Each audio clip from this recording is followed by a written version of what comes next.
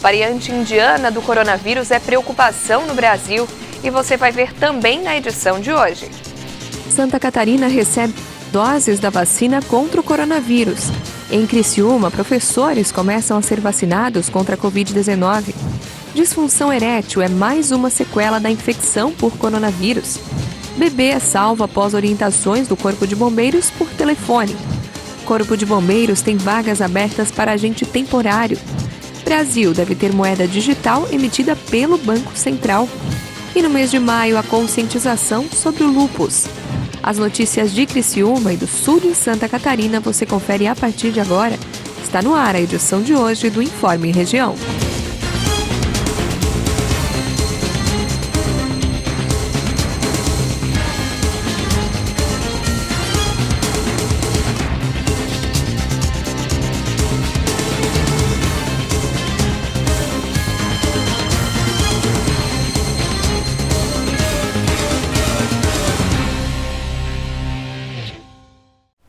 Hoje é quarta-feira, 26 de maio de 2021. Para você que acompanha a TV Primavera, uma boa tarde. A variante indiana do coronavírus é preocupação nacional. O primeiro caso foi registrado no Maranhão. Um navio vindo da Malásia atracou em São Luís e mais da metade da tripulação, todos indianos, testou positivo para a Covid-19. 6 tinham a cepa indiana. Segundo as autoridades de saúde, centenas de pessoas tiveram contato com a tripulação do navio. Tecnicamente, a nova cepa do vírus é conhecida como B.1.617. Ela ganhou o nome de variante indiana porque os primeiros casos apareceram em outubro do ano passado na Índia, mas já foi identificada em pelo menos outros 44 países do mundo. Assim como as novas cepas que haviam sido descobertas no Brasil, Reino Unido e África do Sul, a variante indiana apresenta uma modificação na proteína que fica na superfície do vírus, responsável por se ligar às células humanas e dar início à infecção. A variante ela provém de uma mutação, que o vírus faz para se adaptar ao ambiente. O que a gente vê em virologia é que as mutações elas são maléficas aos vírus, enfraquece os vírus. Então, conforme tende a passar o tempo, essas mutações acontecendo, essas adaptações acontecendo, o vírus vai enfraquecendo. O que a gente não tem visto no coronavírus, que são várias variantes aí que apareceram. A última foi a variante indiana, aí detectada em outubro do ano passado, e esse vírus ele não está perdendo força, mas também não está ganhando. O que acontece é um poder aumentado de transmissibilidade. Se nós tivermos 10 pessoas numa sala, o coronavírus normal passa para 5. Esse pode passar de 8 a 9 pessoas, mais ou menos essa comparação. Os cientistas ainda têm muitas dúvidas em relação à variante indiana. Não se sabe ao certo se essa versão da doença será mais agressiva e causará mais mortes. E também não há certeza se as vacinas que estão disponíveis serão eficientes para combater a mutação do vírus. Entre os especialistas, há uma certeza preocupante em relação a essa variante indiana. A nova versão do coronavírus tem um poder de transmissão ainda maior do que as anteriores. E ela pode, inclusive, levar o país a uma terceira onda da doença. Terceira onda é inevitável. Nós teremos uma terceira onda. A questão é qual será a gravidade dessa terceira onda. E a variante indiana, ela aumenta o risco de que a terceira onda seja mais grave. Esse é o papel da variante. Num país que, quando estabiliza os números, começa a reabrir. O Brasil nunca deixa a onda completar o ciclo. A gente sobe, chega lá em cima. Quando começa a estabilizar e dá uma caidinha, o Brasil reabre. O que o vírus vai fazer? Vai subir de novo. Não tem como a gente evitar isso se a gente não completar a curva.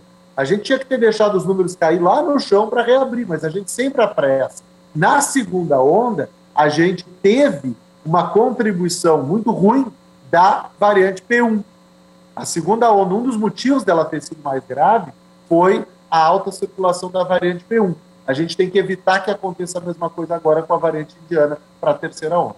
Após a descoberta do primeiro caso no Brasil, o Ministério da Saúde determinou algumas medidas emergenciais para evitar a disseminação da variante, principalmente a criação de barreiras sanitárias em portos, aeroportos e rodoviárias do país. Passageiros vindos do Maranhão terão que passar por triagem e as companhias aéreas que têm rotas para a Índia Também serão obrigadas a fornecer listas com os nomes dos passageiros. Vamos lá, no Brasil nós temos pelo menos 2 grandes aeroportos internacionais, no Rio e em São Paulo. Se a gente não controlar minimamente a entrada das pessoas, acompanhar, pegar informações, acompanhar por mensagem por 1 semana ou 2, a gente vai deixar a variante indiana se disseminar muito rápido no Brasil. Então, assim, são muito bem-vindas essas iniciativas de tentar controlar a disseminação do vírus, especialmente no caso de uma variante preocupante como essa da Índia. Não é motivo para a gente entrar em absoluto desespero? Não, não é. A vacina está conseguindo captar essa variante, alguns protocolos de segurança estão sendo adotados, mas a gente tem que estar sempre atento. E uma boa forma de estar atento é com essas barreiras sanitárias. Mais doses da vacina contra a Covid-19 chegaram a Santa Catarina nesta terça-feira. Confira na reportagem. A nova remessa com mais 203.250 doses da vacina do laboratório AstraZeneca Fiocruz chegou ao estado por volta das 11h30 da noite e, após o desembarque, foi encaminhada para a Central Estadual de Rede de Frio, onde a equipe da DIV fez a recepção e vai organizar a logística de distribuição para as 17 unidades descentralizadas de vigilância epidemiológica. A distribuição desse novo lote começou na tarde dessa quarta-feira. Com mais essa remessa, o Estado soma um total de 3.206.200 doses de vacinas recebidas até agora. Conforme o governador Carlos Moisés, essa nova remessa possibilita a ampliação da vacinação para novos grupos, como os professores, que já começam a ser contemplados com a imunização. Todas as doses recebidas nessa remessa serão enviadas aos municípios para a aplicação da primeira dose, a D1, ampliando o número de pessoas que vão iniciar o esquema vacinal, que é composto por 2 doses, com intervalo de 12 semanas entre elas. Também nessa quarta, Santa Catarina vai receber uma nova remessa com mais 21.060 doses da vacina do laboratório Pfizer. A previsão é que esse novo lote chegue ao aeroporto de Florianópolis durante a noite. As doses dessa vacina serão encaminhadas para os 13 municípios que já tiveram suas equipes capacitadas e que apresentam estrutura para armazenar o imunizante. No sul do estado, Tubarão, Criciúma e Araranguá vão receber essas doses. Com a chegada desses lotes de vacina, será possível enviar doses para que os municípios possam dar continuidade à vacinação de pessoas de 18 a 59 anos, portadoras de comorbidades e de deficiência permanente grave, além de avançar na vacinação do grupo de trabalhadores de educação pública e privada, forças de segurança e salvamento, forças armadas, funcionários do sistema de privação de liberdade, população privada de liberdade, pessoas em situação de rua, trabalhadores do transporte aéreo e portuário. E em Criciúma, os professores começaram a ser vacinados nesta quarta-feira contra a Covid-19. Os professores, auxiliares e outros profissionais da educação começam a ser vacinados nesta quarta-feira contra a Covid-19 em Criciúma. Em uma primeira etapa, a imunização é destinada aos profissionais da educação especial e da educação infantil, dos 0 aos 3 anos. O primeiro passo é se cadastrar no portal Minha Vacina pelo minhavacina.criciúma.sc.gov.br e anexar sua comprovação profissional. A Secretaria de Saúde fará a validação da comprovação do exercício da função. Em seguida, os professores receberão uma mensagem via WhatsApp para se dirigir até a unidade básica de saúde e receber a dose. Para ser imunizado, é necessário levar um documento com foto e a declaração de exercício da função. Ao todo, o município tem aproximadamente 1.000 professores que atuam nesses 2 grupos. A Secretaria de Saúde segue também com a vacinação em pessoas acima de 18 anos, com comorbidades, com doença renal crônica em diálise, transplantados de órgãos sólidos ou medula óssea, gestantes e puérperas com comorbidades, deficientes permanentes e idosos acima de 60 anos que ainda não procuraram os locais para a imunização. Os homens estão com motivo a mais para se preocupar com o coronavírus. A disfunção erétil é uma das sequelas, já que provoca problemas vasculares. A disfunção erétil é um tabu a ser quebrado e atinge 50% da população masculina após os 40 anos, conforme dados da Sociedade Brasileira de Urologia. Agora, com a pandemia, muitos pacientes, desde os mais jovens, estão procurando os urologistas por conta de disfunção erétil, que já é considerada uma das sequelas da Covid. A própria pandemia deu uma limitação dos pacientes e diminuiu esse convívio social, os hábitos de vida saudável. Isso daí fez com que eles fizessem mais problemas de saúde e também essa disfunção sexual. No caso dos mais jovens, a predominância são as questões psicológicas das restrições sociais, mas também há os fatores hormonais e de circulação sanguínea que atingem principalmente os mais velhos. O vírus da Covid-19 ele afeta principalmente o pulmão.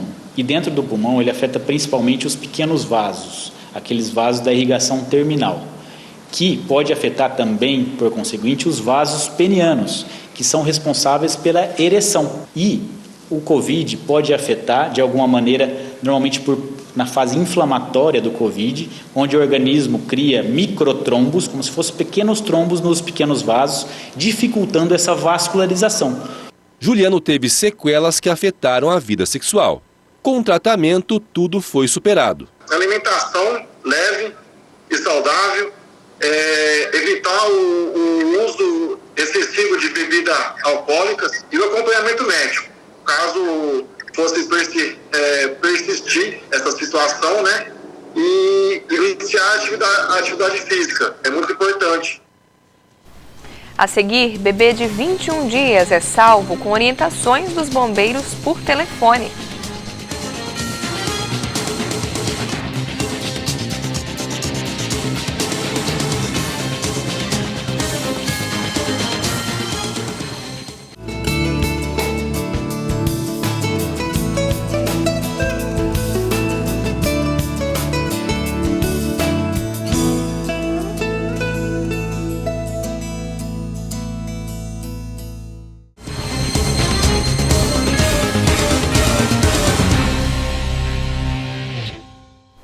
No sul do estado, um bebê que estava engasgado foi salvo após a mãe ser orientada pelo Corpo de Bombeiros por telefone. Vamos acompanhar na reportagem. No último sábado, a Central de Operações do 4º Batalhão de Bombeiros Militar, em Criciúma, recebeu uma ligação relatando que uma criança de 21 dias estava com as vias aéreas obstruídas com leite materno. Bombeiros de emergência? Por favor, minha filha está afogada. Ah, calma. O que aconteceu, senhora? Eu estava dando mamar para ela, ela está afogada. De imediato, a bombeira comunitária orientou a mãe a realizar as manobras de desobstrução, enquanto a guarnição de Araranguá já se deslocava para a residência da vítima. Tá afogada? Calma, presta atenção. A senhora vai botar ela de barriguinha para baixo, tá? Vai botar ela de barriguinha para baixo, com a cabeça mais inclinada para baixo, para que ela consiga dar uma vomitadinha, tá? Calma, isso. Faz o que eu falo, tá? Dá 5 tapinhas de leve nas costinhas dela, entre as escápulas, tá? Durante toda a ligação, que durou aproximadamente 9 minutos, a mãe seguiu as instruções repassadas e a criança conseguiu expelir o líquido que obstruía as vias aéreas. Ela tá resmungando. Tá resmungando? Ela tá afogandinha, meu Deus. Calma. Se ela tá resmungando, tá dando certo. Continua, tá? Continua. Como é que ela tá? Ela tá resmungando ainda? Ela tá chorando. Tá chorando? Ela chorou. Ai, que maravilha. Ela tá chorando, ela tá respirando, tá? Ao chegar no local, os bombeiros militares constataram que a criança já havia expelido todo o líquido, mas para garantir a segurança, o bebê foi encaminhado ao hospital. Em casos como esse, você saberia como agir? Nas redes sociais, o Corpo de Bombeiros de Criciúma divulgou recentemente um vídeo com algumas orientações. É comum os bebês se engasgarem por alimentos ou aspirando algum objeto, principalmente brinquedos. Primeiramente, você deve se manter calmo e agir da seguinte maneira. Coloque o seu dedo indicador e médio no queixo da criança, mantendo a boca aberta, gire-o, colocando a barriga dele sobre o seu antebraço, coloque uma perna para cada lado e lembre-se de deixar a cabeça mais baixa em relação ao corpo. E inicie leves tapas na região das costas do bebê, dessa maneira. até que o objeto ou alimento saia pela boca ou nariz. O indício de que a criança voltou a respirar é que ela vai iniciar o choro.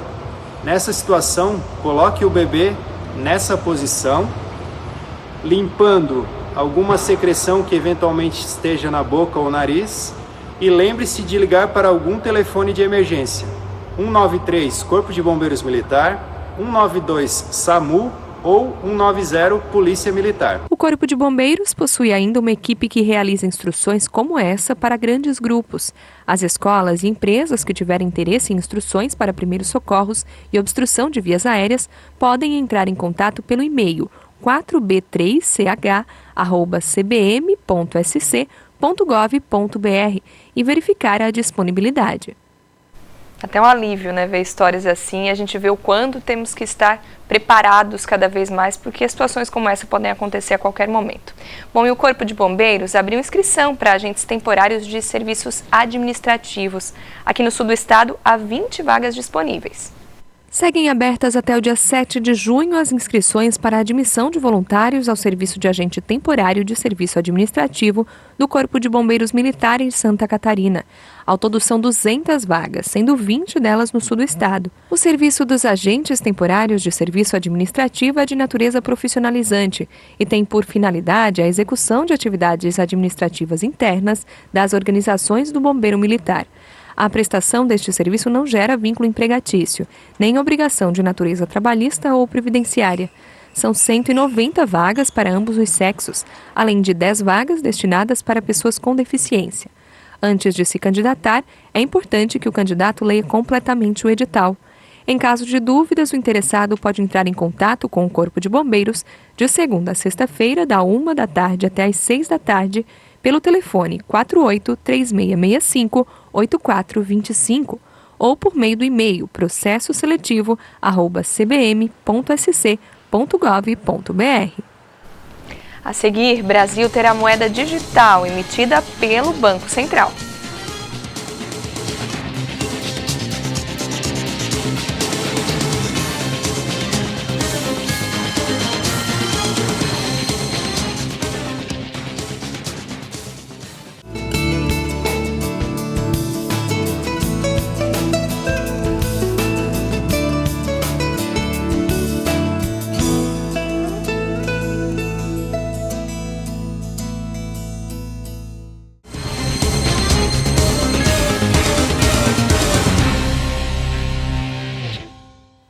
O Brasil deve ter uma moeda digital emitida pelo Banco Central e ela poderá valer mais do que o real de papel.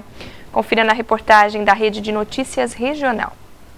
O futuro do dinheiro entrou em pauta no Brasil. O Banco Central divulgou as diretrizes para o lançamento do Real Digital, uma moeda virtual que promete desburocratizar formas de pagamento. A iniciativa deve surgir como uma espécie de concorrente das criptomoedas, como o Bitcoin. A ideia do Bacen é lançar o Real Digital como um complemento da moeda física. Quem explica é o presidente do Banco Central. A gente entende que é uma extensão da moeda física, que ele tem pagamentos online e offline, ele vai começar com online. A gente vai agregar tecnologias para fazer offline. Na prática, as pessoas vão poder fazer compras e pagar contas, inclusive fora do país, tendo um dinheiro armazenado no celular ou no computador. A iniciativa vai agregar mais valor de mercado à moeda brasileira e produtos comprados vão ser mais baratos porque os impostos serão menores. O Banco Central deve lançar o Real Digital daqui 3 anos. O coordenador do projeto ressaltou que a iniciativa pode revolucionar o sistema financeiro no Brasil. Essa moeda digital teria um amplo potencial de aumentar a eficiência do sistema financeiro, reduzindo custos e aumentando a agilidade. Ela também serviria como um instrumento a mais para o sistema de pagamento, atrair novos clientes e aumentar a inclusão financeira. Quando o Real Digital for lançado, a ideia é que as notas de dinheiro, como nós conhecemos, fiquem guardadas no Banco Central. O órgão informou que deve ampliar discussões sobre o tema com empresários e com a sociedade. A ideia é definir qual será o foco do grupo de trabalho e quem deve participar dele. O banco também deve se preocupar em definir quais são as tecnologias mais adequadas para a implementação do sistema. Para o presidente do Banco Central, quando o assunto é tecnologia, muita gente fica com medo de ser hackeado e ter o dinheiro roubado. Mas ele garante que a segurança virtual dos futuros usuários vai estar garantida. Toda essa parte de privacidade, o dinheiro digital vai ser rastreável, então assim, a nossa ideia também é de fazer com que todo esse tema de lavagem de dinheiro, financiamento do terrorismo fique mais difícil, seja minimizado. Tem uma parte de interoperabilidade que é super importante, principalmente com sistemas de outros países, e a parte cibernética, que é o coração de tudo, que é onde a gente tem discutido, a gente tem dedicado bastante tempo aí. Este especialista ficou animado com a proposta. Teria características muito semelhantes ao Pix, né? Pois ele adotaria um sistema em que os bancos comerciais e outras instituições financeiras, fintechs, por exemplo, poderiam ter as carteiras de moeda digital com elas e não um outro sistema. Bom, em maio é também o mês de conscientização contra doenças reumatológicas. Uma delas é o lúpus. Vamos acompanhar na reportagem. Há 7 meses, a vida da Carmelita mudou completamente. Diagnosticada com lúpus, que é uma doença autoimune, ela precisou transformar a rotina. No meu caso, ela ainda não está em remissão, porque a lúpus, ela é uma doença que ela não tem cura, mas ela tem um tratamento. Então, as pessoas, às vezes, tem pessoas que ficam assustadas porque não conhecem. Não sabe o que é, mas eu tenho obtido, com relação à minha família, eu tenho obtido muito apoio e assim, eles fazem de tudo porque assim, a gente não pode viver em um ambiente de estresse. Então, o meu marido, a minha filha, que é pequena, só tem 11 anos, mas assim, ela se esforça, quando ela vê que ela fez alguma coisa que eu não gostei, ela já meio que dá uma recuada assim para tentar me manter num nível mais tranquilo, né? E para conscientizar as pessoas com relação aos problemas vividos devido à doença, a Carmelita resolveu inovar. Comprou um vestido roxo, tirou algumas fotos e colocou nas mídias sociais. E o resultado foi bem satisfatório. Vou tirar uma foto, vou colocar nas redes sociais para mim tentar chamar a atenção, levar informação para quem precisa. Porque se de repente eu colocasse só um texto lá sobre Maio Roxo, as pessoas poderiam nem ler. E aí eu fui lá, comprei um vestido roxo, tirei uma foto, postei nas redes sociais e aí por onde eu passo as pessoas falam assim: oi, você não é aquela mulher de vestido roxo? Então, assim, surgiu o efeito, né? A cor é alusiva à campanha Maio Roxo, que tem como intenção levar informações para diagnosticar doenças inflamatórias, autoimunes, reumatológicas, como o lúpus, que geralmente é desenvolvido pelo sistema imunológico, que produz anticorpos que atacam o próprio organismo. Ela pode ser desencadeada pela própria reação do organismo da pessoa, por exposição solar, pelo tabagismo. São diversos fatores que, em conjunto, desencadeiam essa doença. O lúpus pode facilmente ser, por causa dos sintomas, confundido com outras doenças.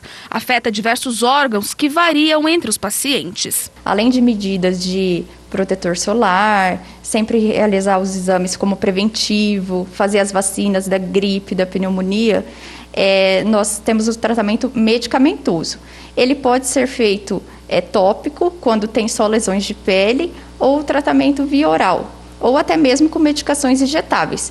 Isso vai depender muito de qual órgão foi acometido. Existem alguns fatores que podem, inclusive, acelerar o processo crítico da doença, como, por exemplo, o tabagismo e a exposição solar frequente. Lembrando que, caso o tratamento não seja contínuo, as complicações causadas pelo lúpus podem sim levar à morte. Se essa doença não for bem acompanhada por um reumatologista, se a pessoa não aderir bem ao tratamento, porque às vezes acontece muito da pessoa não aceitar a doença e acaba sem tratamento. Então, essa pessoa pode, sim, ir ao óbito, muitas vezes por acometimento renal, e quando não ao óbito também pode levar a hemodiálise, por exemplo. Isso também vai depender, se acometer outros órgãos, aí são outras complicações. O Informe Região vai ficando por aqui. Continue acompanhando a nossa programação. Nos acompanhe também nas redes sociais. Nosso Facebook é o facebook.com/TV Primavera e o nosso Instagram, @TV Primavera. Uma boa tarde para você e até amanhã.